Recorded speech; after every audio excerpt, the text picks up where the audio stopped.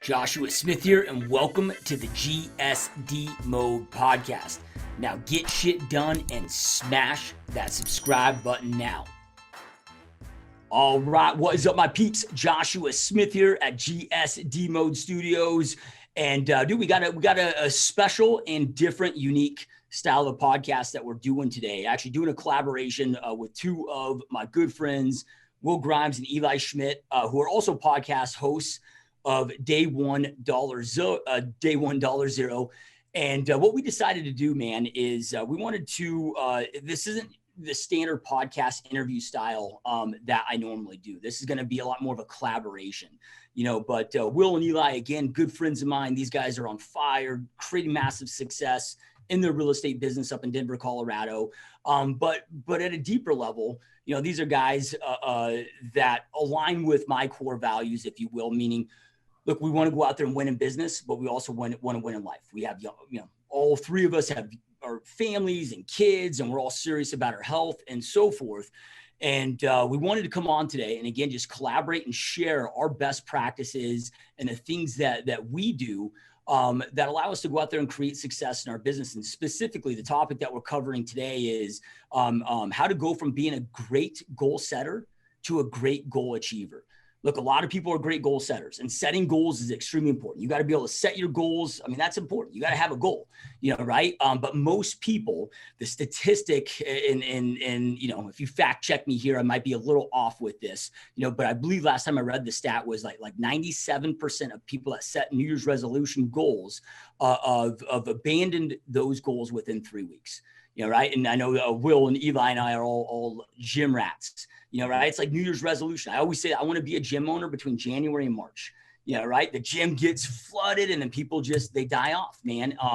Right. So for you guys to go out there and create success in your real estate business, or if you're watching this, you're not in real estate business, this applies to any type of goals that you create, right? But you got to become great and brilliant at your ability to set goals, right? But then great and brilliant at achieving those goals. So what is that bridge? And we're going to walk you through what each of us personally do, and so forth, to go out there and turn our goals into a reality.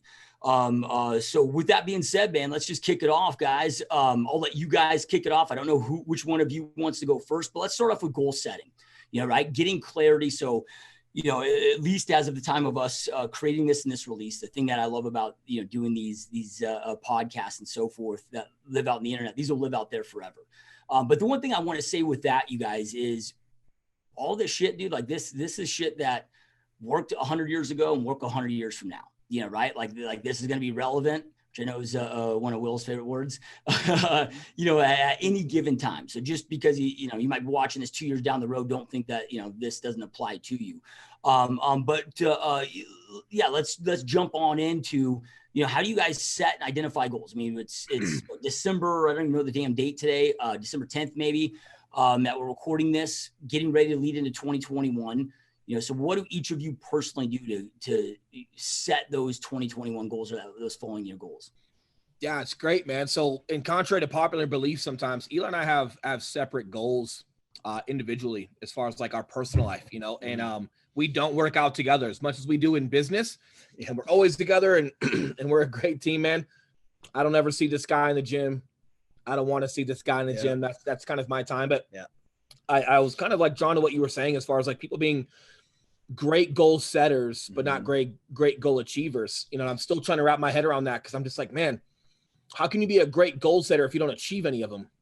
Because then maybe it's just, what are you setting goals for someone else? Because if you're setting goals for yourself and you're never achieving them, like no matter how great it looks on paper, it was not a great goal because you didn't achieve it, So I kind of think they're two in the same. And since we're talking real estate, that'd be like you being the best person at listing a house, but it never sells. That's a great way to put it. I just don't know, because at the end of the day, it's like, it doesn't matter how great it looks or how well you stage it. If it wasn't priced right, if you didn't market it right and it just never sold, that's like being great at making goals, but then you don't ever convert on them. And I think the biggest thing when we're talking sales and relationships and we're talking business here and we're talking being professionals, conversion matters. Nobody asks me how many homes I listed last year. They want to know if they sold, right? How many deals did you do? Not, hey, how many offers? How many offers did you put in last year, Will?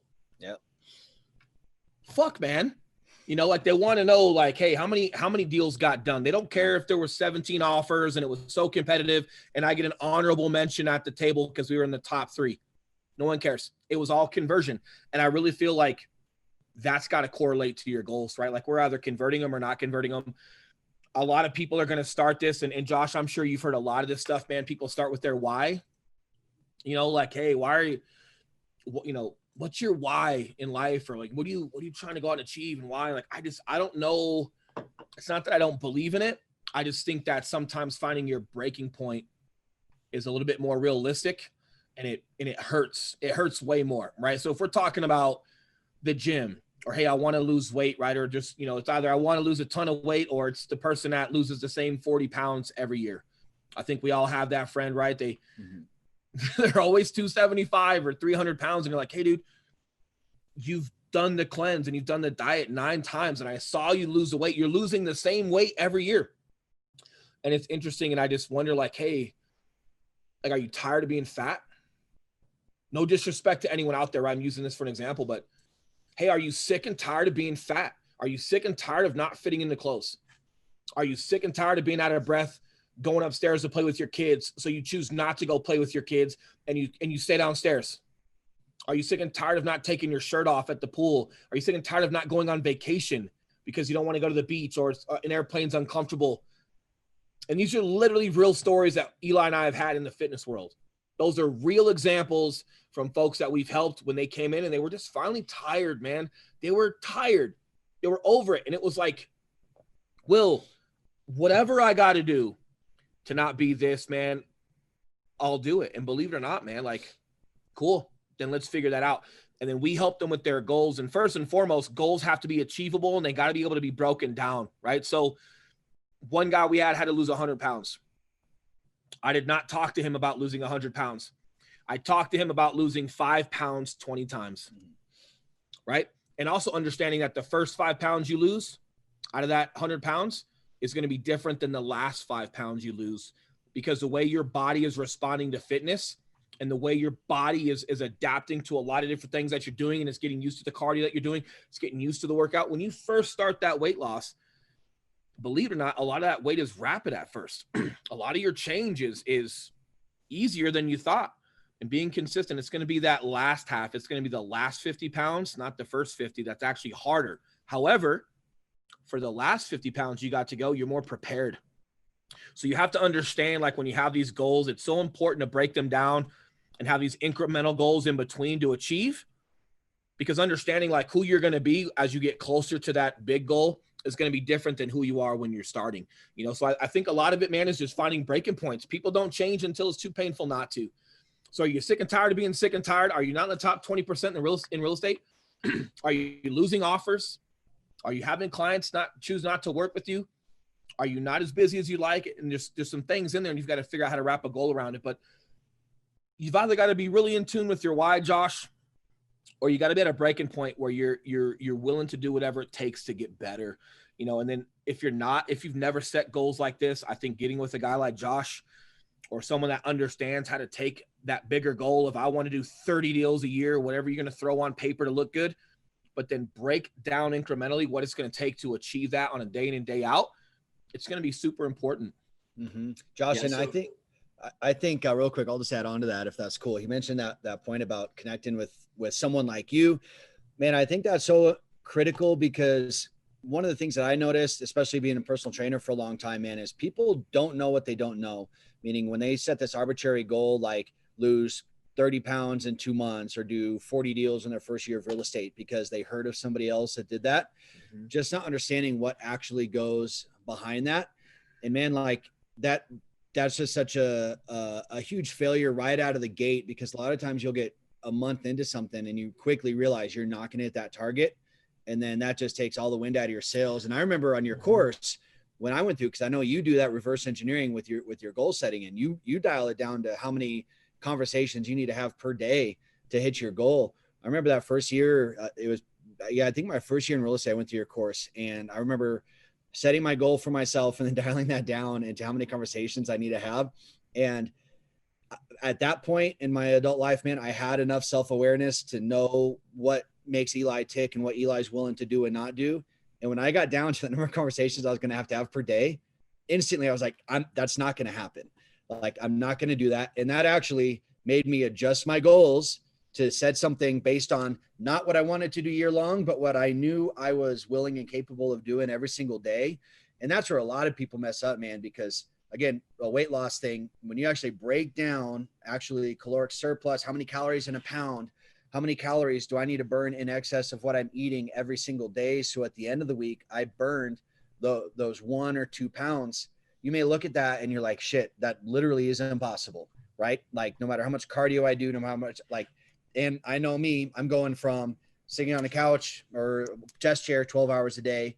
I'm not going to be burning 7,000 calories more than I'm consuming every single day. I think, and I think, you know, well, just to add to that.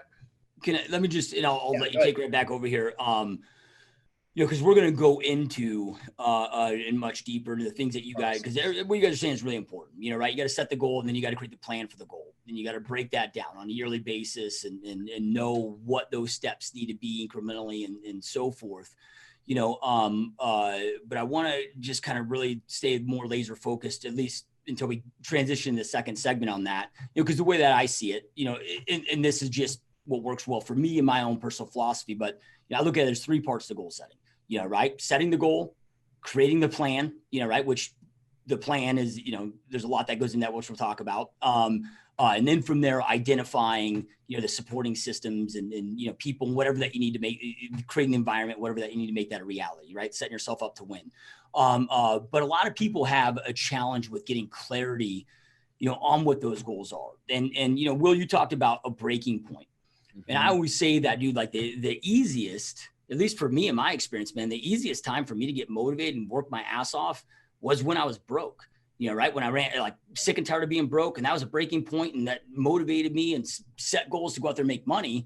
Became much, I had to learn a different way as I started making money and life got good. No longer was that a pain point, you know, right? So if we like look at, you know, specifically to you guys, like, you know, what is it that you guys are doing, you know, the level that you're at to go out there and set those goals for 2021 and get your own personal clarity on those goals?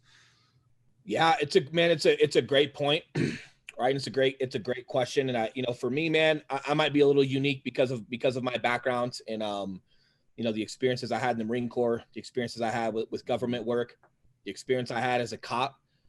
It didn't matter how good you were at those jobs, complacency kills, right? So, you know, like when you say like, hey, you're hungry, you're aggressive, you're out there when you're broke, you don't want to be broke anymore. Like, so cool. So you start getting comfortable and it's harder to find a motivator, right? Like for me, it's not, man, because, you know, like when people die in war, you'd like to think that it's heroic. You'd like not to think that someone was lazy, someone wasn't paying attention, someone wasn't following directions. Unfortunately, it's that. You'd like to think that every cop that dies in the line of duty, they were doing the best that they could. They weren't getting shot in their car because they weren't paying attention. They weren't getting hit by traffic drivers because people in traffic weren't paying attention, and they weren't paying attention. They pulled the car over in the wrong. Like, you don't want to hear those stories, but they're true. Complacency kills. So for me, man, I'm always a dog in a fight. Day $1.0 is literal, right? It was like, what was our literal day $1.0? Right when I was sleeping in my buddy's mom's old Y2K pantry. And then how are we applying ourselves every single day like it's day $1.0, right? And something that we have, it's a control measure I've been using for a long time. Everything I just said sounds romantic, but it's like, okay, Will, but then how are you not complacent? Well, I run an after action report with myself every day. What went well? What did not go well? How could I implement and be better at what did not go well? What did go well? How can I capitalize on what went well so I can scale that? And that's something that I run through with me. That's something for me. That's every single day. And I'm forgiving if I have a bad day. If it's, you know, because complacency, I also think, is a slower process. If you have a bad day, I don't think you've lost that much traction. The problem is not identifying that you had a bad day. And I don't mean emotionally. I do not mean like, oh, I had a bad day because I was angry and I bitched Eli out. No, man, I don't care about that. He'll get over it, right? Like, I mean, was I productive? Am I pushing the needle forward or not? I don't care if I liked my workout. Was it productive? I don't care if I liked filming our YouTube and getting 4 videos done in a day. And if I was tired or no, like first and foremost was I productive? Right. And then when I go into like, what could I do better and what went well that day? So first and foremost was like, what went well, what didn't? Well, what went well was that we got 4 YouTube videos done. Awesome. What did not go well? I was dragging ass and I had to force myself. And I know for a fact I could do it today. If I got to drag myself through tomorrow, it's going to come out on camera and I can't push myself through it. It won't be good content. Cool. How can you figure that out? Well, I stayed up too late. I haven't been drinking the right amount of water for 3 days. And that's why I was dragging ass. Cool. So what can I get better at? Well, I'm going to start drinking water right now. And I'm taking my butt to bed at 9 p.m. and I'm getting good sleep and I'm making sure that my workout is productive in the morning. So I'm fresh and recharged. And now we'll go have a productive day, but I'm also feeling better, right? I think a lot of people, they don't identify some of those things. It's more of a mood base of whether I had a good day or not. And it's not whether I liked the day. It was how productive was my day. And Josh, I do that every day with myself. And that prevents me from becoming complacent. And I'll be honest with you, man, like I don't want anybody newer than us, less experienced than us, just not as good as us, beating us. I just don't, man. Like I pride myself and ourselves on being super relevant and ever evolving. And if I'm not ever evolving, there's a problem. And if I've got guys that are doing less or inexperienced that are beating us, it's problematic for me. I don't like it. But I think the biggest thing for me is in the back of my head, the fear of complacency, because I've seen in physical form how terrible complacency can be on a battlefield as a police officer not paying attention. I've seen that, right? So it's something that's very relevant to me. And I think I do a good job at taking those prior experiences from life and applying it to business. And Josh, I'm actually curious for you, man. And this is where I would like to hear how you do it, man, because for me, I'm a very He has me just yelling at him every day, Josh. He just has me like giving him noogies. I'm a very big like context guy, man. So I'll actually delay goal setting quite a bit as far as the actual tangible, okay, I want to make 500,000 this year, whatever that looks like. I tend to delay that a little bit until I have really good context as far as what that actually looks like. And then if I even want that goal, and I just use monetary as an example, but I just understand so well, and we'll get into this, I'm sure, the actions that go into it, that, man, if I'm not going to consistently do whatever those actions are, then I just know that goal was a waste of time anyway. So for me, like, I just have to get a feel for a business. Like, I can't just set a financial goal for myself if I'm doing $1 million, or if I want to hit $1 million per year, but I'm just selling 5 or 8 homes per year, man. I have to make sure that my first goal is showing up every day. First of all, finding out what moves the needle in my business. You got to try a lot of shit before you really find what sticks for you and what moves the needle. And then once I find what moves the needle, okay, now my goal is to show up every day and do that. And not only just show up and do that, but like Will said, be productive at it, and then get control of my emotions enough to, know that I need to do that regardless if I feel like it or not. And then once I'm in the groove of, okay, I'm showing up, I'm doing this, I know the needle is going in this direction, I have some momentum going, then I can really dial in that goal. But I think too many people, without having any context, they set a goal right out of the gate because they think that's what they're supposed to do. When in reality, and I'm jumping ahead a little bit, they should be focusing on doing the things every day that are going to help get them there without really worrying about what that target is quite yet. Because I know me, man, I've fucked up enough goals to where that does. I mentioned taking the wind out of your sails earlier. When you set this arbitrary goal, and then you start figuring out how you're going to get there and getting into it every day, and it's just not happening, man. You tend to squash the whole thing and then throw that whole year away. So for me, as I get older, I'm starting to learn better about how Eli operates. But I'm curious with you, man, your goal setting process, and even when you were younger, did you have that same process? What was working for you when you were younger? Like, how did that look? Yeah, I mean, it's when I was younger, let's just say. I say younger, like you're old or some shit.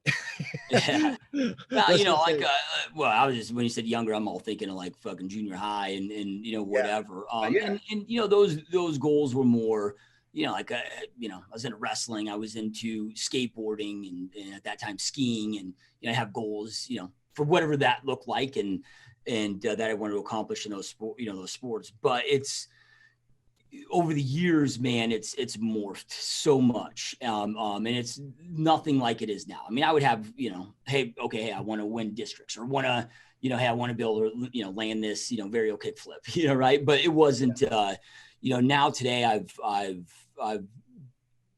I dig so much deeper today. And a lot of this has been from, just personal experiences that I've had throughout my business and success journey, mistakes that I've made, plus, all the coaches and mentors and places that I've been to, and, adopting different things that work. And, one of the biggest mistakes that I made in my real estate business early on is I jumped in the business. I'm sick and tired of being broke. My breaking point was I was fucking broke, never made more than $10 an hour before jumping into real estate, college dropout. And I was, I had enough income to get me through like 3 weeks out of the month. But that fourth week, it's just like, what do I do? Right? Having to live in my car for, 2 weeks at a time, and fucking live, shower at the gym, and couldn't afford apartments, and, like having to sneak into Taco Bell and steal hot sauce packets just to for food. And I just got sick of being broke. I got sick of feeling like a loser. And that's really what led to my success journey overall. But when I got into real estate, man, I was just like, I just wanted to make money. Which was, I love money, dude. I'm not one of these that thinks money's bad. Money's not everything. And no, it's not everything, but it's fucking very important to me, right? But the mistake that I made is I was so focused on money. What you focus on is where you wind up in life, right? So after my third full year in this business, so going into my fourth year, at that point, I'm making more money than I ever even knew was possible getting into this business. That year, I think I netted like $780,000 or whatever. But I was ready to quit, dude. I was ready to bounce and leave this industry because I'm working for him to midnight. I'm in my mid 20s at that point, and I thought I was gonna fucking die of a heart attack because I had so many chest pains throughout the day. I was a hamster in the wheel, right? Now of course I didn't want to quit, didn't want to leave the money and so forth, but I knew I had a big problem because I was so burnt out. And what I realized at that point is I set the wrong target. To me, targets are so crucial, at least in my life and what I found to work for me. And the way that I perceive now business, and this is what this experience taught me, was, all right, business is a vehicle. Like, none of us live to work. We work so we can go out there and live and create the lives that we want. And it doesn't mean that we can't enjoy work, right? But ultimately, this is a vehicle to allow us to go out there and create the best life that we possibly can for ourselves, right? And those that we love and have impact and so forth, right? So then I decided at that point, okay, well, let me start reverse engineering this, man. Like, what do I want out of life? What does my long-term life look like? Like, what do I honor most in life? What do I want to focus on and allow this business, if I build this thing right and willing to, sacrifice years and blood, sweat, tears, eventually a business must reciprocate. It must give back to you. All right. When that business is reciprocating, giving back to me, what does that look like? What does that mean? What does it allow me to do? So I had to get clear on that, man. And this was a lot of self-discovery, but a few things I learned about myself through that process is what I honor most. And this is outside of, family and so forth, but is to be able to do what I want, when I want, with whom I want. Like, I want a business, outside of making impact and having a business of impact, right? But on a selfish level, eventually I want that business to pay me the amount of money that I want to make, right? While at the same time giving me the freedom to do what I want, when I want, and with whom I want, right? So then it got me, now that I had the right target, number one, it gave me a whole different excitement and passion for the business, because now I knew what I was building. You guys talked about showing up every day and doing the actions. Well, man, you got to show up and let's just say do X amount of dials today. Well, that could be difficult, right? But if I know exactly what every single one of those dials is leading to, that puts a whole different, style of inspiration and passion into making each of those dials and doing that hard work. So with that being said, I start with the end game, right? I call it the ultimate scoreboard conversation, which is that conversation that we're all going to have on our deathbed as we're reflecting back on our life. I'm going to ask ourselves, what do we do with this gift called life that, God blessed us with? Do we piss it away, or do we go out there and do something epic, right? Give it all, play ball, or will we spectator and, dying with a heavy heart of regret like 99% of human beings do? Okay, well, I know how I want that conversation to go. And each year, this is my process each year. I start with that conversation, right? And then I'm like, okay, how must that conversation go so that my life is a win? And it changes over time. The reason I do this every single year is, As our life changes, that conversation looked different for me before I had kids, right? Like things change and things that, sometimes we go down these journeys and paths. We think we want something that we realize we don't, that, it's not important to us. We really don't want it. So every single year I start with that. Okay. Now this is the ultimate scoreboard. This is the ultimate target. Now, 2021, I'll just use that example because that's next year. That is a stepping stone to get me there, right? What must happen now in 2021 in each aspect of my life that's important to get me there? So I first then start with what I call the GSD mode model, the get shit done mode model, with I identify the one single biggest outcome in each aspect of my life that's important to me. So that for me is business, health, and then with my wife and my kids. Right. So, and when I say outcome, this isn't outcomes. What is the one single highest outcome, the most important outcome that if I achieve this on New Year's Eve, if I accomplish this, I'm high-fiving myself and like, fuck yeah, we did it. Right. That if I accomplish this, all the other pains go away. This year was a massive win. And as you guys both said, like, you got to make it realistic, right? Like I have a goal of being a liquid billionaire before I leave this planet. I'm not going to go from where I am today to being a billionaire in 2021. Right? Like, so they have to be realistic, but I also want them to be challenging. I don't want them to be easy. It's like, okay, hey, if I'm extremely focused, if I work my fucking ass off, if I make the right decisions, I do things right, like this is possible. And maybe it's a little scary. Maybe it's a lot scary, but it's possible, right? It's not in comfort. So, okay, what's the outcome that I want? And again, I do this separate model for each area. So what's the outcome that I want? Step 2 is what are the problems and obstacles in the way? You're currently facing that are in the way, that are prohibiting you. Like, why isn't this a reality right now? Why didn't I make this goal a reality in 2020? What's the block, right? And this is where you got to really deal in realities, man. Because a lot of times the problem is fucking you, right? Your laziness, your behaviors, your habits, your attitudes, a lot of times it's other things too. And just because it's a problem and obstacle doesn't mean it's a negative thing either, right? Like as an example, one year I had the goal, my outcome for my wife, the one outcome was date my wife.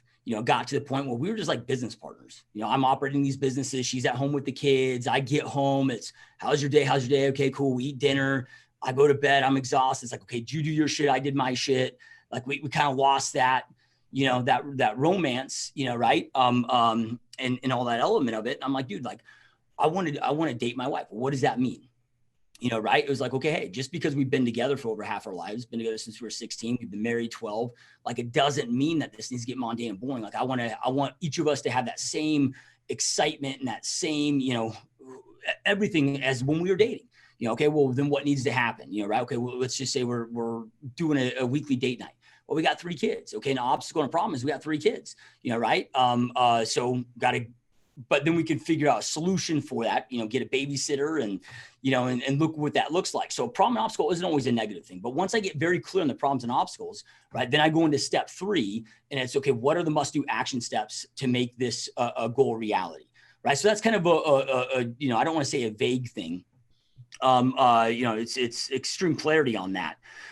But then from there, I go into a vision document. So I put out all the things that I want to achieve based on that ultimate scoreboard conversation, ultimate scoreboard question that I want to not just achieve, but do in my life, like vacations, things I want to learn, just cool shit I want to do, right. As well as business, like anything I want to do, whether it's, and I always tell people, don't overthink this. Don't talk yourself out of it. Don't be like, I want, this mansion and then be like, oh, I don't really need that. No, if you fucking want it, put it on the list.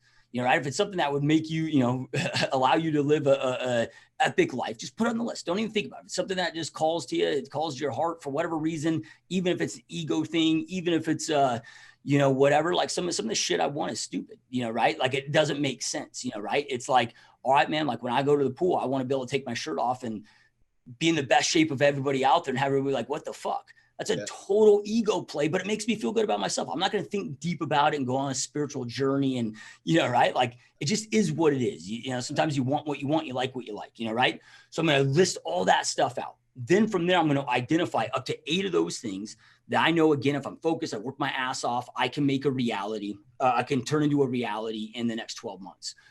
So then when I identify those, along with my outcomes that I have, Then from there, I'm writing a paragraph on each. And this is where I go deep into, because I am a big believer in the why. Now, I think maybe what Will was talking about before was like, people talk about like your why and your purpose, for overall life, right? Like Elon Musk's why might be to solve interstellar space travel before he leaves. So, when this planet is inhabitable, people have a place to go. I don't have a big fucking monumental crazy why, right? Like a life why like that. Really my why is just, I want that conversation to go how I want it to go on my deathbed. Right. However, when I talk about why, I want to get deep into the why of each of my goals, right, to the core of why is this extremely important. So, Eli, you mentioned something about closing 30 deals. Okay, 30 deals. Let's equate that to income. Okay, well, why is that important to you? How does that impact your life? Because at the end of the day, money is just a fucking piece of paper, right? What we're really after is how does that make our life different? Right? What pains does it eliminate that we're currently experiencing? Why is that truly important? What will our life be like once we accomplish this at the end of 2021? I got an example, not to cut you off. How will we feel? How will that impact our business, the more families that we're able to serve, our families, right? I want to get deep into that. Like I'm visualizing and thinking of like this already, like I'm already that person. I've already accomplished that, right? What that looks like. Then I go into a negative paragraph though of, okay, what does life look like if you don't make that into a reality? Right? How do you feel about yourself? Right? How does that negatively impact your family, your financial situation, your future wealth, your clients, your business? And the reason why I found that negative is important, one, for a couple of reasons, is because again, you can try to visualize and put yourself in that state so you can get a sense of what it feels like without actually being filling on that goal yet. But the other thing too is you can then identify, sometimes it'll happen where I identify like, fuck, dude, like this just isn't really a goal that really matters to me. Like, maybe it's a new vehicle that I want or something. Well, if I don't make that a reality, like, okay, I still got a nice fucking vehicle. It doesn't really matter. Okay, well, does that need to, secure my focus and my attention then for the next year of my life? If it's something that's kind of a shallow goal that doesn't fucking matter. Right. So get to that root core cause, that why. Because here's the thing, when you talk about goal setting and goal achieving, if you are not crystal clear on why, another way to look at that is the reason, right? So why and or the reason of why you must accomplish this goal in the next 12 months of your life. Like why you can't go beyond 2021 without this goal becoming a reality.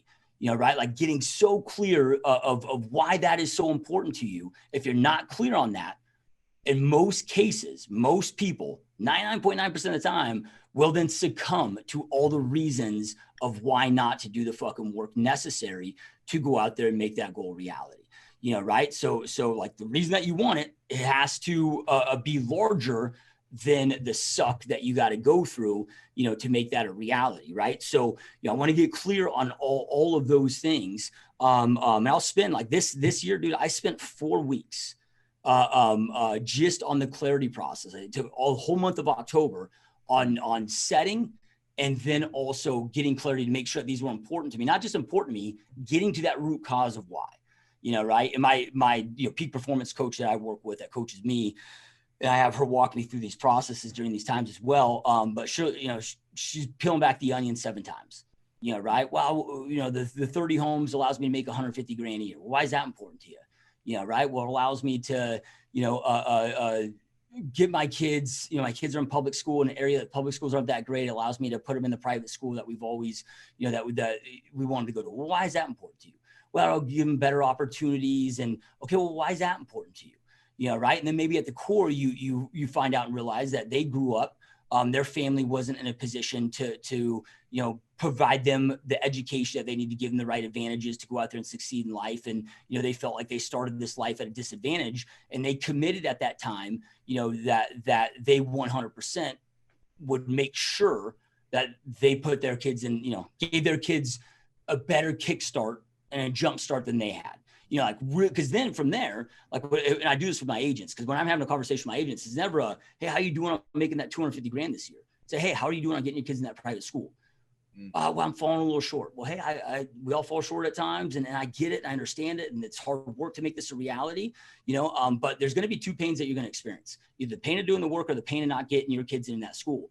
And you got to deal in realities and face some hard truths here. And there's no judgment coming from me. I'm here to support you either way, right? But do you want to get your kids into school, or at the end of the year, do you want to have to face that conversation with them that you were unable to get them in that school because you chose to not do the necessary work that you know how to do, but you chose to not go out there and do the work necessary to get them into that school.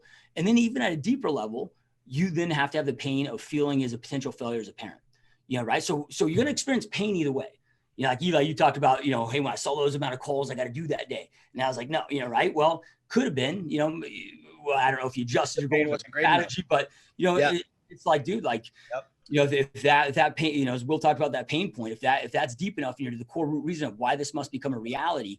And then from there, when we're doing our vision boards Friday, now a lot of people think that's woo woo, but to me, I'm a huge believer in it, because once I get clear on all of that shit, I want to have it plastered in front of my face, reviewing it multiple times a day, right? So when I have those weak moments, I'm always reminded of why this thing must become a reality, for me to go out there and accomplish throughout the year. Yeah. I think there's two big things there, man. You ever tell people to get out of real estate?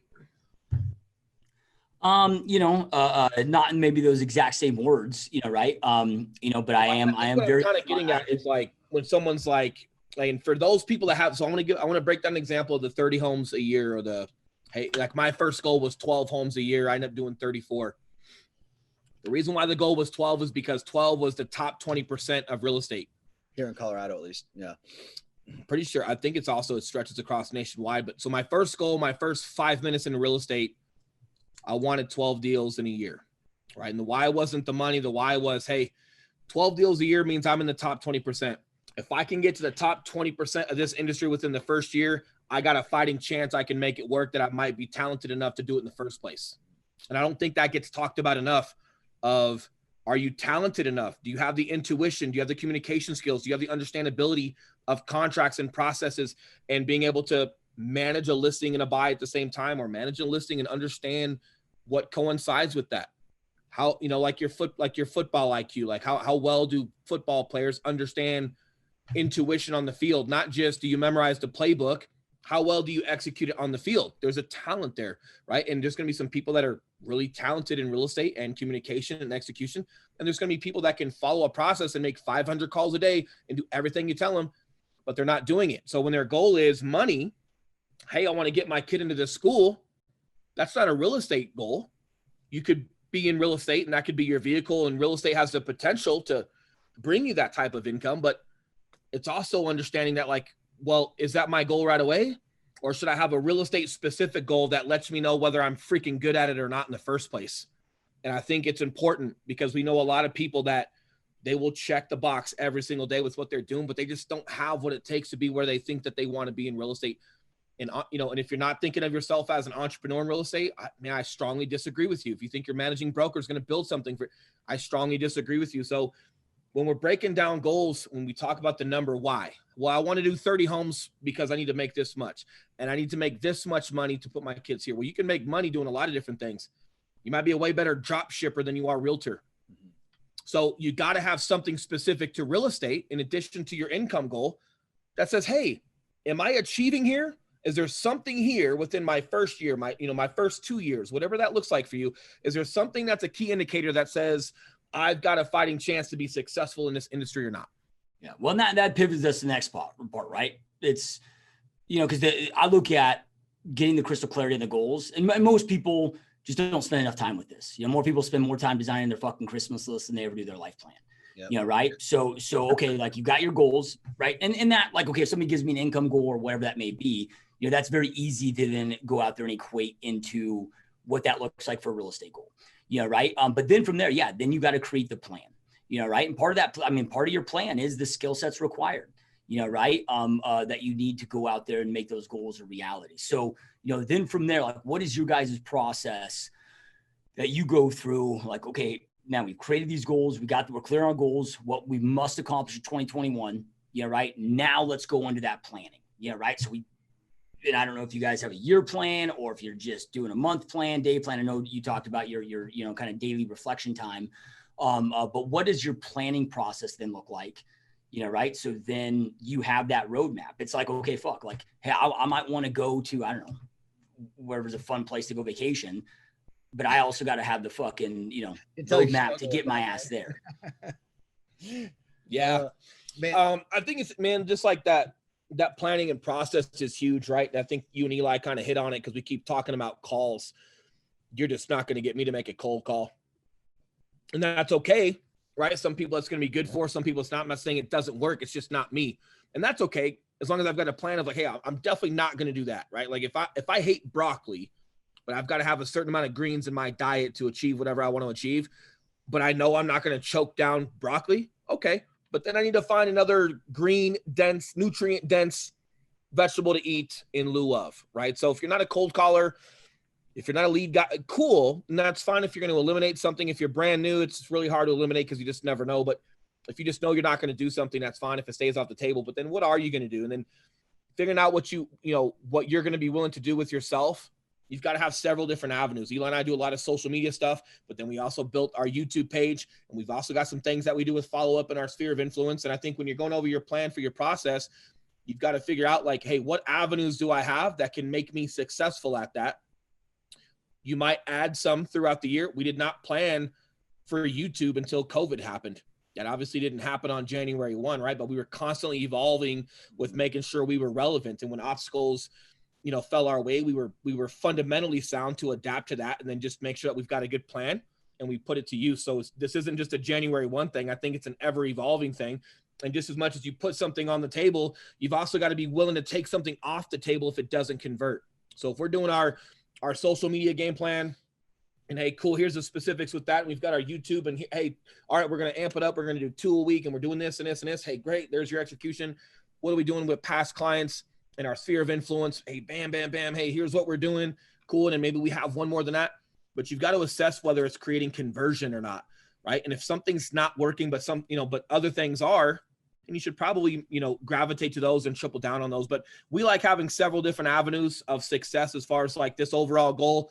We want to do more deals than Joshua Smith. Awesome. What's going to get us there? Well, first you got to know what Joshua Smith does, I guess, right? That might be a good starting point. But then secondly, we've got to dial into our strengths.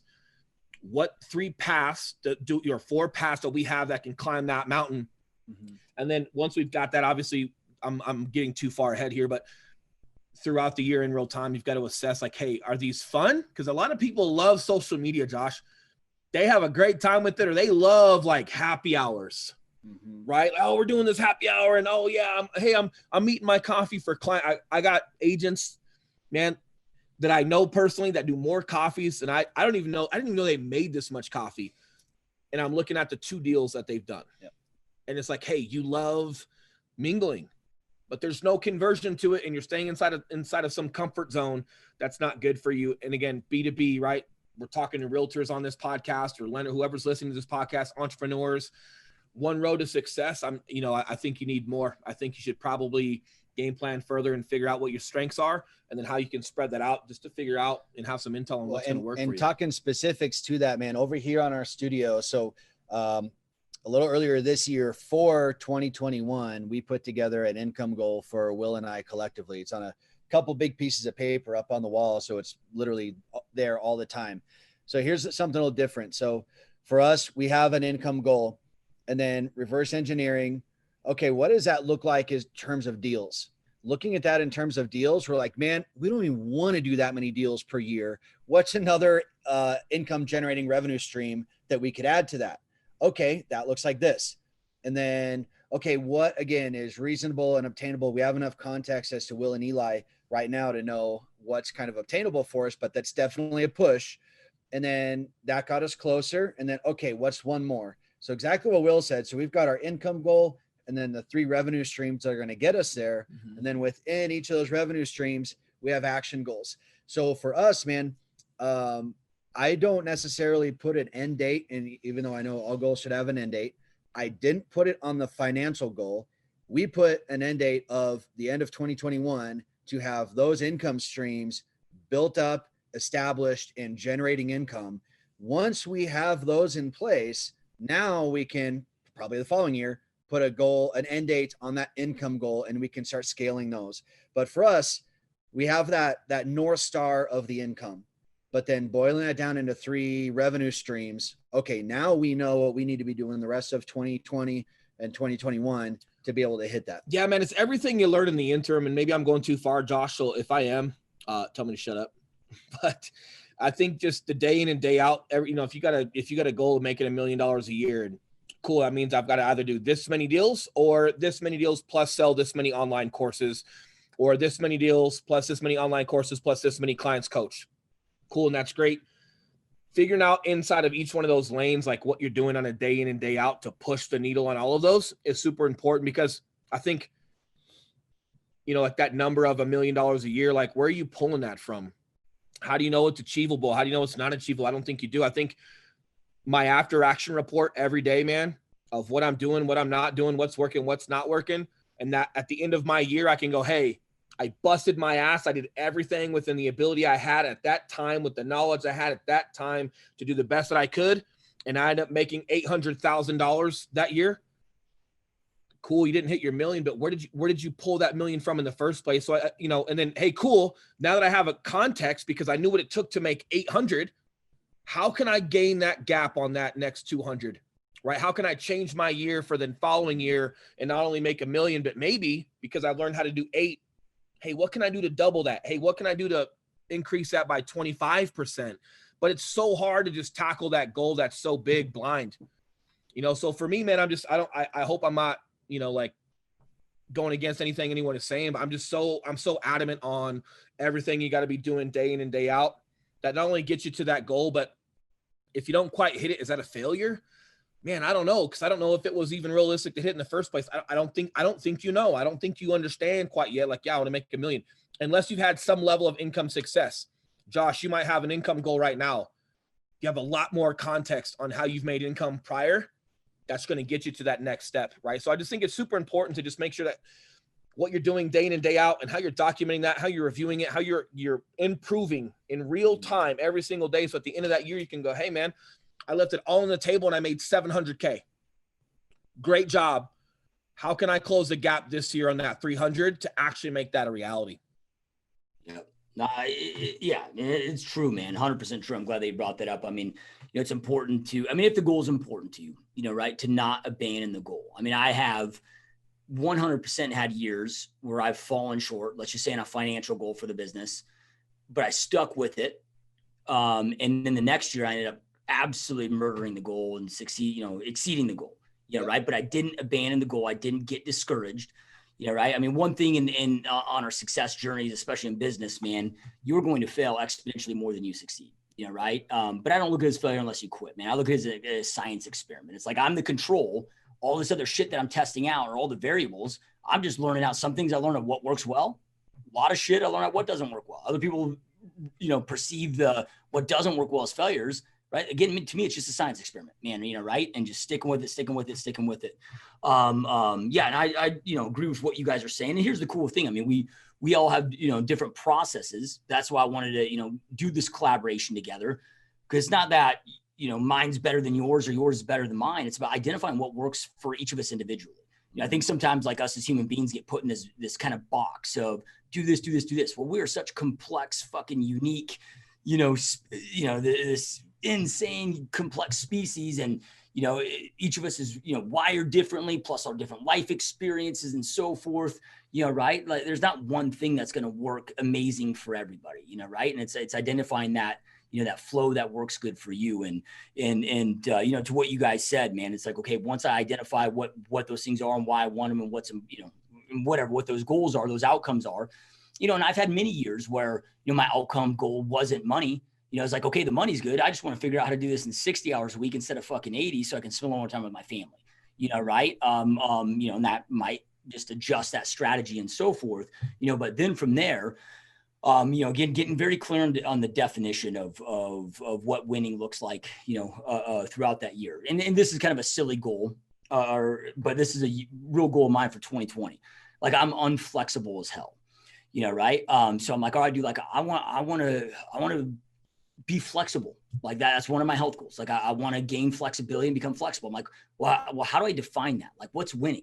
So I set two, goals, if you will, on that, or two things that must happen that would show that I'm flexible. Number one, I got to be able to do the full splits. Number two, I need to be able to go down, like when you go to touch your toes, but you can palm the floor.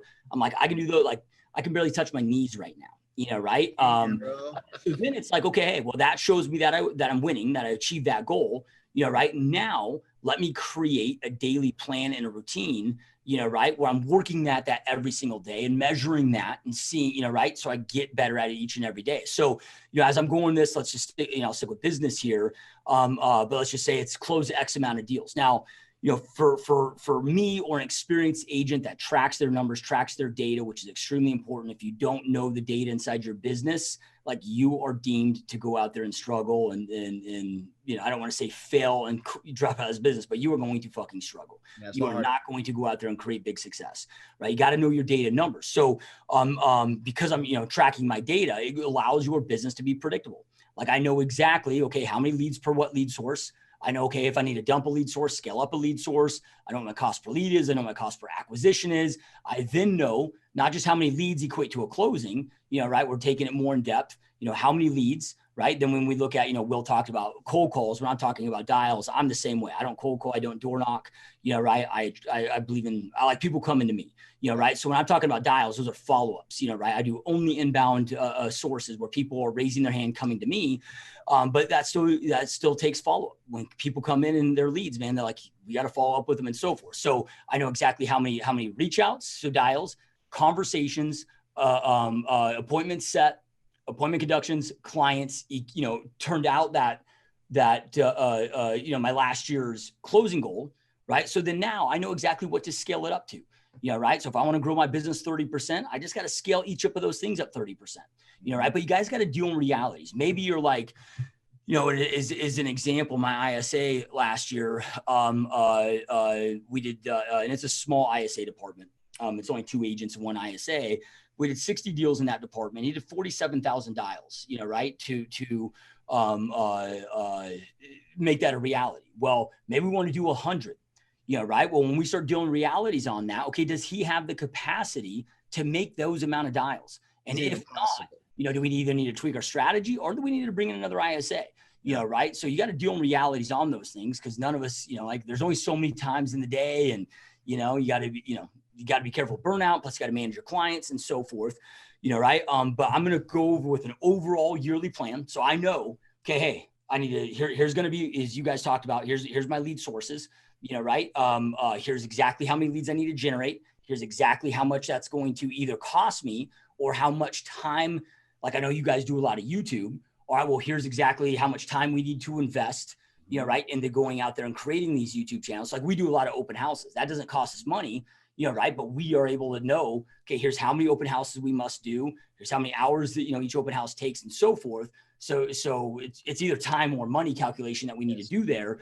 So, we've got that dialed in. We know exactly how many reach outs, conversations, appointments set, clients, or appointment set, appointment conductions, clients, and closings that we must hit in the next 12 months to make that a reality, right? Then I'm going to break that down. I'm going to break it down monthly. Then I'm going to break it down weekly, right? And then that way it allows us to break it down daily. Because the only way to win the year is like, I look at it as I get very clear on what I want for the year.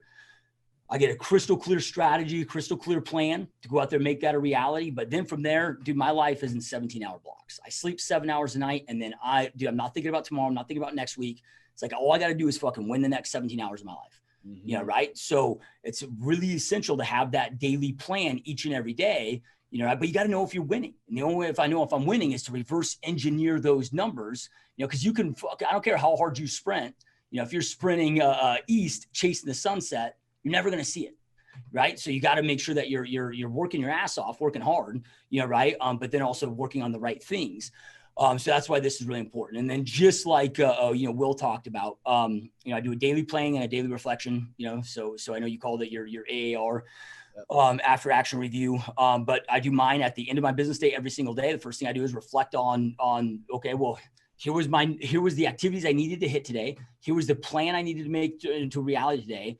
Like, did I make those things into a reality? Right? Here's all the things I got on my schedule. Here's all the things I got involved in, all the things I accomplished, right? The first thing I asked myself with all the activities is, was this getting me one step closer to my goals? Was this a good use of my time? And if no, I eliminate it, learn from it, don't allow it to happen again.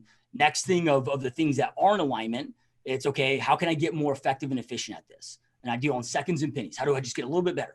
Right? Even if it's 0.5% better, right? Just always refining. Then I've got a couple other deep reflection questions that I go through there. But then I plan out the next day, right? And when I go out and plan my next day, like, I need to know exactly what those KPIs are, man. I'm just speaking specifically to business here, but I need to know, okay, how many leads do I need to generate today from these sources? How many reach outs? How many conversations? How many appointments set? With our planning, it's not just business. We, put in personal self-development, all of that, right? But if I need to win this next 17 hours of my life, what does winning look like?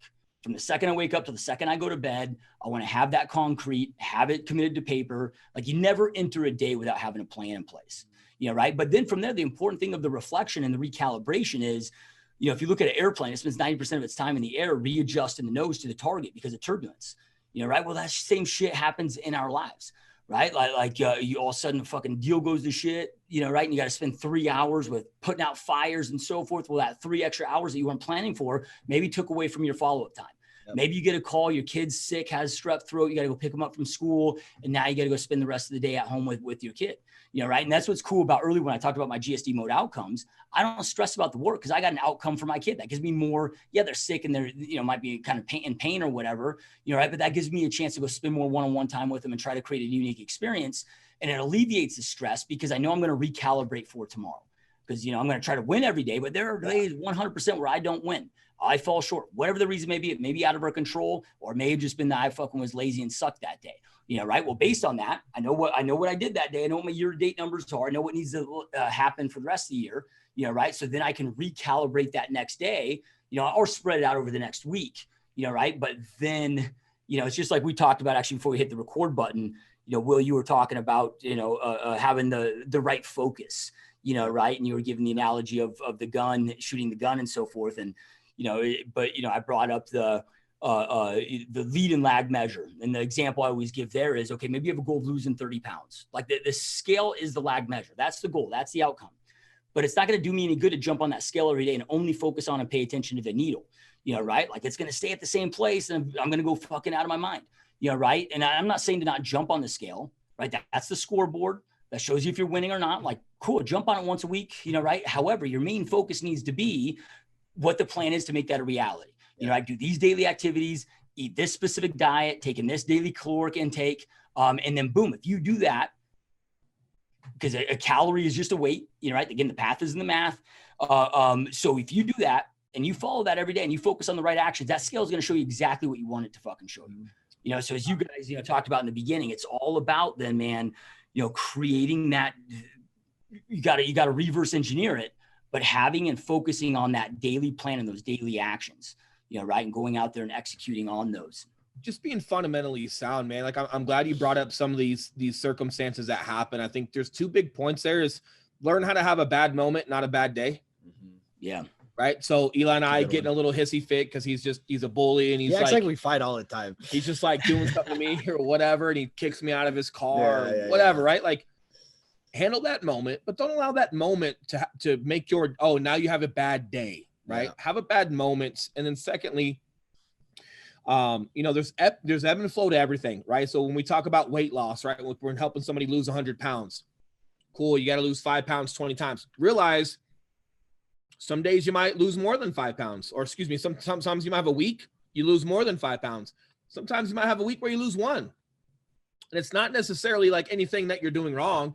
Your body's maybe just adapting to a workout. Your body's adapting to the food. And there's just little incremental adjustments and understanding when you're making these goals. It's not that you have to do the same exact thing every day, or if you don't do something one day, you can't do it the next. Like, your kid gets sick. Okay. Hey, he's got whatever happens, strep throat, this and that, and this, and you got to go pick him up from school. And it's clearly a priority, but you're now going to miss out on some of your activities. Cool. You get kid home, he gets some medicine, and kid goes down for some sleep. But you can't do, sir. I can't go out and film YouTube with Eli now because my daughter's homesick and she's sleeping. Okay, but what can I do?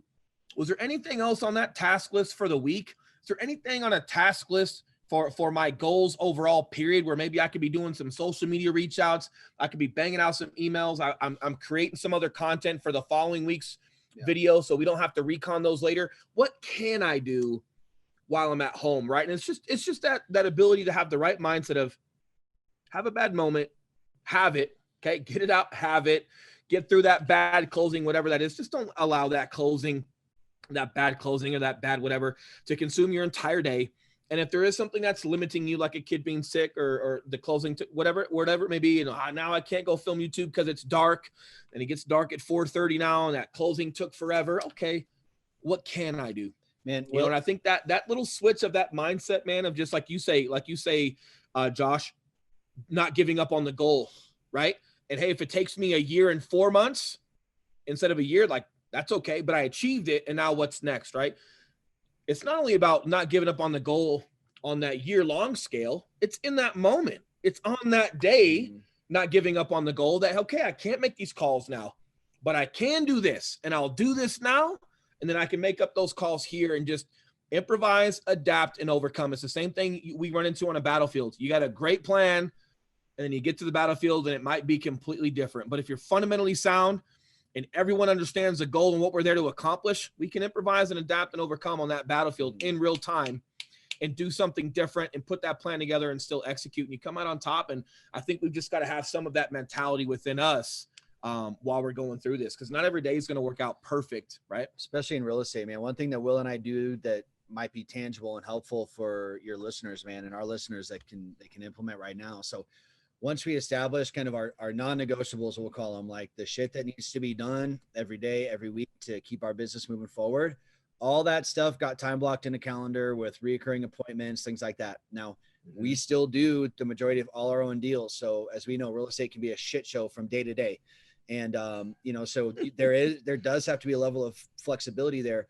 But the importance of having that stuff time blocked on our calendar is that it never gets deleted.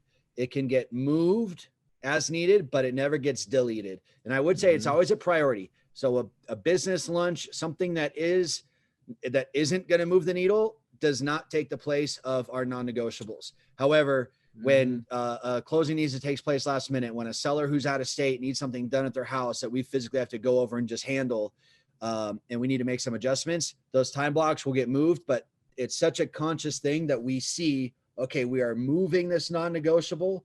That means we have to pay special attention to it and make sure that wherever we do move it, it gets taken care of.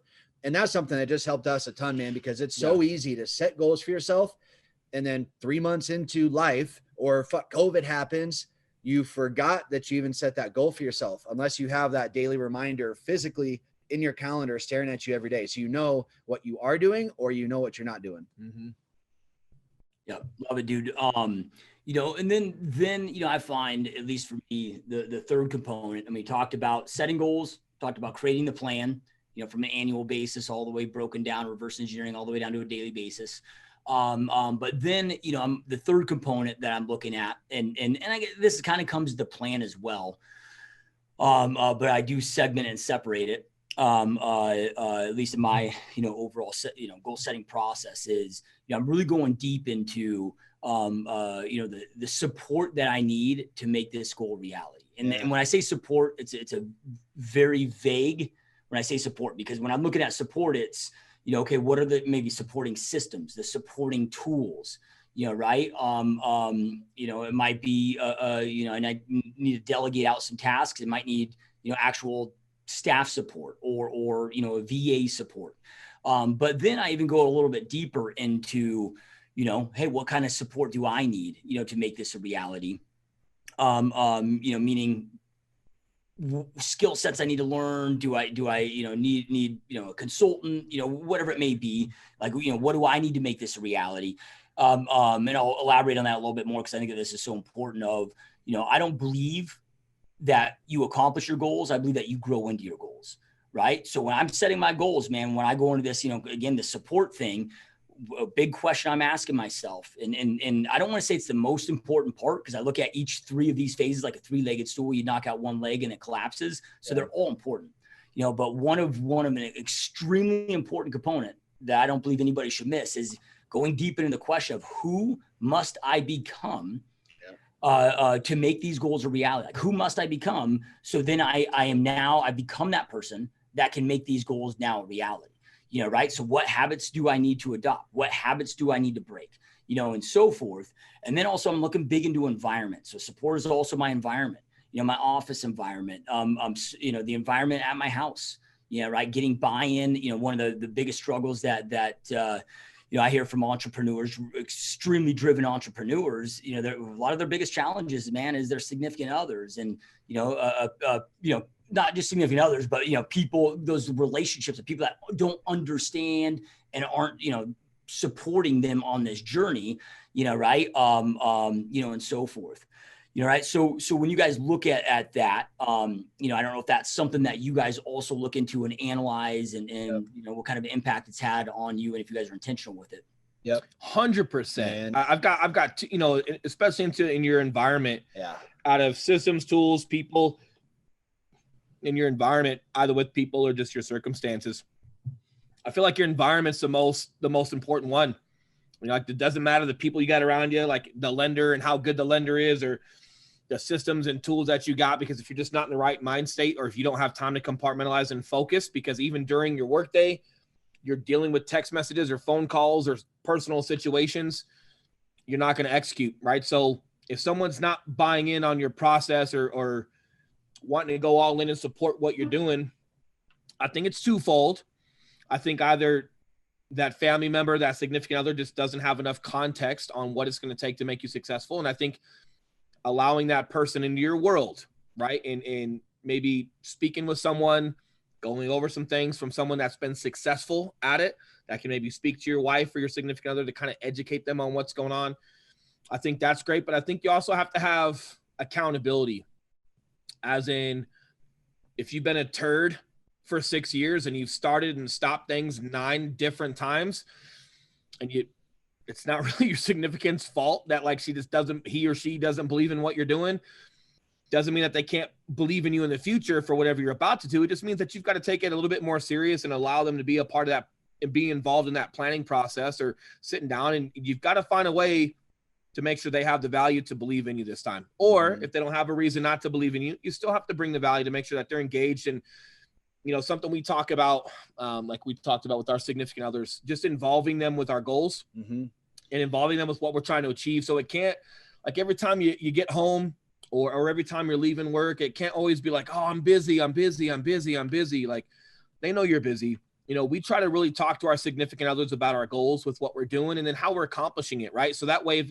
if they want us to come home early, like, oh, hey, well, let's just do this. Well, if I come home early, I'm not getting these 2 videos done for YouTube. And if I don't get these 2 videos done today, then that means we don't have content for next week, and we don't have time to make it up next week. So if you're asking me to come home or do something different and step away from what I'm committed to, you're asking, you're not asking me to just come home from work early. You're asking me to not do these 2 videos that I need for next week that allow us to be consistent and achieve our goal. And when they're more involved with what you're doing and you're not always telling them you're busy, you're kind of involving them with what you're doing, not necessarily asking for advice or anything like that. It's your choice, but we've had a lot of success just having our significant others involved in our goals, and not just the goal, but the daily tasks, right? As far as like what we've got to do. Again, so if they're asking you to come home early, or, oh, I know you're working late. Well, here's why. Yeah. And if they understand it, it'd be just as clear as you need to understand your own goal. I need to understand why I'm out shooting 2 more videos late at night, right? I need to understand why I'm out doing something with Eli every single day, because that keeps us on our goal, right, Josh?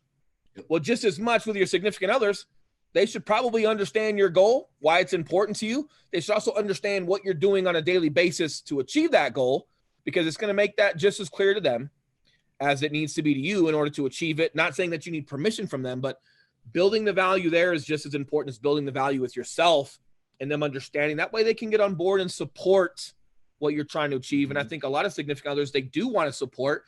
And if they're left out and they're not included, it's hard for them to support, which means maybe they're upset and they don't value your goal or value what you have to do every single day. And they end up just not being a good environment versus including them, making that home life a team. My daughter, my son, my wife and I were a team, right? And everybody's got things they want to accomplish My wife works for a civil engineering firm and super smart stuff. And she's got goals with that. And I have to adhere and support certain things there, just like she does for me. But we've also got to like visualize ourselves as a family being a team, and how well can we support one another in accomplishing that. And I think it's important. Man, and I'm so glad you brought up environment, because I'm such an environment guy. And I think a lot of people are, maybe they just don't realize the importance that it has. So a couple things to that: by focusing on controlling what you can control, right? You can't always control what happens to us during the day. We can't even oftentimes control like how we happen to wake up and feel that day, because maybe something happened yesterday and it's just weighing on you or something. But controlling what you can control and removing as many obstacles as you can. Again, achieving goals is hard enough. If your goal is weight loss and your gym is 20 miles away, that's a huge obstacle that it's hard enough just to get to the gym when it's around the corner, right? Let alone it's 20 miles away. So making sure out of the gate to make things as easy as possible for you. The rest of the shit is hard enough. And then as far as environment and process, man, I always told my personal training clients, if you can fall in love with the process, the results will come, right? So for me, it kind of accidentally happened with, going to the gym. I didn't necessarily, when I first started working out, I didn't go there with really any intention outside of, I was a brand new kid at my high school. This buddy of mine happened to invite me. He gave me his pre-workout to try for the first time. And then, man, I just like hanging out with a buddy. I like taking pre-workout. I liked, my face is melting. But I fell in love with the music I listened to on the way to the gym. I enjoyed taking pre-workout. I enjoyed being there with the people. And the next thing I know, I looked and I had the results. In business, man, I do a lot more like computer office time stuff, and for that, regardless if I feel like it or not, I make sure my space is clean. I go and I have a certain type of music that I play, candles that I light. Like, I'm so big on he's not lying. I can't even be around for it. And him and I have our own time where I'm doing stuff that I'm doing. He's doing what he's doing. He gets super zen. But I can control that. I can light a candle. I can click play on music. And then what that does, that gets my mindset into just a certain zone. And I'm able just to, boom, get emails done, get YouTube comments done, just get shit done that I have been procrastinating on. And I was like, man, I just needed to light the stupid candle, set my environment, and then my body handles itself. So that's one thing, man, removing as many unnecessary obstacles as possible. For me, we've got a gym in the basement, man. I don't have to convince myself to go work out. I have to convince myself to take pre-workout. If I can convince myself, find enough motivation to go, shake, drink, the gym's going to happen. That part's going to figure itself out. I bet you're probably pretty similar, especially with fitness. Yeah, man, I couldn't agree more with everything that you guys are saying, man. Most people that maybe haven't achieved success, right? They look at, let's just call them, super achievers or whatever, as, these people that, just have this insane willpower, insane discipline. It's just not true. Right. When it comes to willpower and discipline, we're all weak. We all have limited, amounts of it. It's about those super achievers understand that, and they set their environment up to win, right? They create systems in place to make the habits and things they need to do very easy. The distractions and the negative habits they need to break very difficult. Like, just an example, it's in a business example, but this was about 6 years ago. At that time, I decided to give up alcohol, and it was a huge problem for me. I was drinking every single day, drunk by noon, crushing like a 30 pack every single day. And I was a high functioning alcoholic. I still got work done. I was still building a good business, but I knew it was a problem. I knew to take it to the next level, in business, I needed to cut that out. Plus, create a lot of personal issues for me. Right. So when I committed to cutting out alcohol, and dude, like, I went through withdrawals for a week, fevers, shakes, like, it was bad, man. Right. But man, I had to create my environment to win. So first thing was no alcohol in the house. So my wife, like, don't buy it. Don't bring it in here. I got rid of everything, dumped it all out. Right. And it took 6 months. I didn't have a time frame. It was just, okay, I'll know when I'm ready. But for me, it ended up being 6 straight months. No eating out at restaurants, because I knew that when I go to a restaurant, like, I'm going to order a beer or whatever. So no eating, no going to eat out at restaurants, right? Also no social gatherings where alcohol was involved, right? Because I knew I was too weak to give in. So I created that environment for myself, right? Until I developed the habits, right? And so forth. where I could be in those environments and it didn't bother me, you know, right? So again, your environment is, you know, it's just like, all right, like I make it very easy when I walk downstairs in the morning and get my first glass of water. It's like, I got my morning supplements all right here. I got my evening supplements all right here. I can't miss them. They're super easy. They're not hidden somewhere, you know, right. And so forth.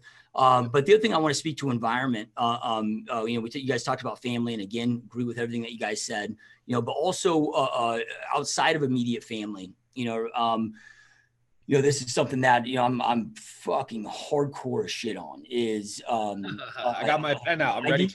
I need more, you know, more feeders than needers in my world, you know, right? So my wife and my kids need me, right? So for my staff, my employees, those that I choose to spend time with that aren't my wife and my kids, they must feed me. And when I say feed me, I'm not talking money. I'm not talking food. I'm talking inspiration, you know, right? So like, I am not going to fucking go to a happy hour with a buddy of mine while he talks about fucking fantasy football or some stupid shit that isn't inspiring me, that isn't, you know, taking me to the next level. It's not that I'm going to dog on him and talk shit to him and tell him that, like, look, I'll support him, you know, with that, but I'm not going to go invest that time, you know, to go out there and do that. So I want to have as many people. So like for me in business, when I'm very clear on my goals, you know, personal and business, you know, I follow a very simple process of it's either a hell yes or a no.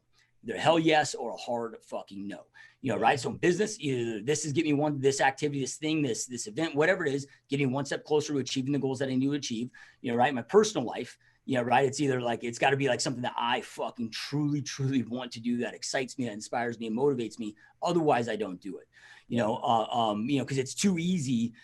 Cause this road can be lonely, especially in the beginning, you know, right? Cause the circles that you rolled with before you went on the success journey, you know, right. You know, they're still doing the same shit, you know, talking about the stuff that happened back in the day, talking about who they hooked up this weekend, and, you know, all the shit that you get involved with, you know, before you grew and before you expanded and before you come into the success journey. Well, then you just all of a sudden one day wake up and you're having those conversations like, dude, this doesn't do it for me. I don't want to partake in these conversations. It doesn't excite me anymore.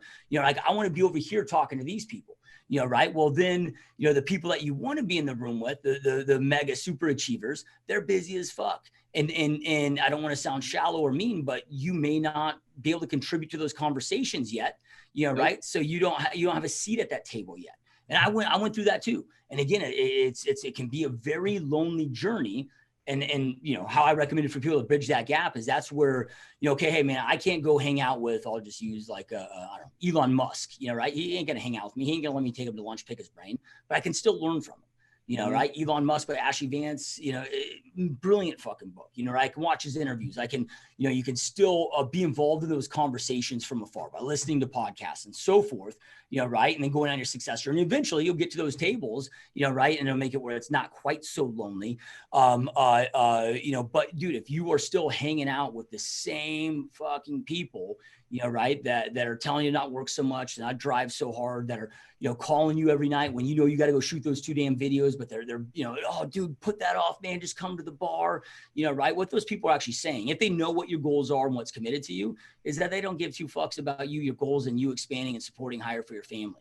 You know, right? They're just fucking bored, lonely in their own, you know, kind of misery of life, and want you to partake because they're too scared to do it alone or whatever that reason may be. So, you know, that's the other, you know, thing of environment to really pay attention to, because a lot of people, when they think of environment, it's, you know, what does my office look like, and, you know, so forth. But it's also, you know, dialing in those people that, you know, around you, and identifying people that you do need around you that aren't there yet, you know, and getting attention. What mentor can you have? You know, right? What coach can you have? Who do you need to align yourself with? And look, maybe you can't afford a coach. Maybe you can't afford to go out there and pay for that person. It doesn't take money, you know, right? Like you might have a skill set, for sure, especially if you're new, you have time. You know, I go do, let's just say, a mentor. That most extremely successful people are involved in charities, you know, right? They're giving back and trying to have an impact and so forth. So I could go to somebody that I know that this charity is really near and dear to their heart. They're really involved with it, that I want to be mentored by. And I might go to them with a proposal of, hey, I will volunteer 10 hours of my time to your charity for 1 hour of your time for mentorship. And the reason you're giving 10 and they're only giving 1 is because their time is worth probably 100 times more than your time's worth, you know, right? But they'll probably end up giving you a hell of a lot more time than that. You know, there's always creative ways to go out there and surround yourself with the right people. So, get really strict on that and make sure that you're paying attention to those people in your world.